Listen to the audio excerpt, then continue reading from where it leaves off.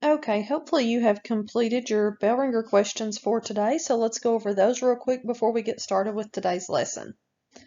So we have been looking at proportional relationships in graphs and tables. So in this particular one, we're looking at graphs. So you may remember when you're looking at a graph, in order to tell if it's proportional, two things have to happen. The first thing is it has to be a straight line. So it can't be a line that's got some crazy curve in it or anything like that. Also, the second thing is that it has to pass through the origin.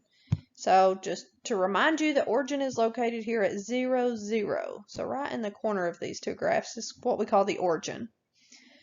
So it can't just be one of those, it has to meet both of those points. It has to be a straight line and pass through the origin. Both of those can't just be one. Okay, so looking at that, we're going to start with graph 1. Is graph 1 a straight line? And it is. And then secondly, does it pass through the origin? And yes, it does. It's passing through that red point that I put down there in the corner. So it does pass through the origin. So graph 1 is a proportional relationship.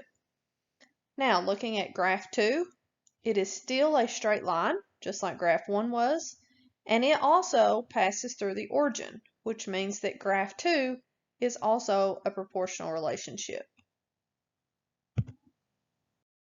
Now we're going to look at equations to see if they are representing a proportional relationship. So in the equation, we should have it in the form of y equals kx, where k is our constant. So let's look at the first one, y equals 10. Well, that cannot be a proportional relationship because we don't even have the x in there. So we are not going to check that first equation. The second one, as you can see, it is written y equals 2x, 2 being our constant. So that would be a proportional relationship because it is written in the form of y equals kx.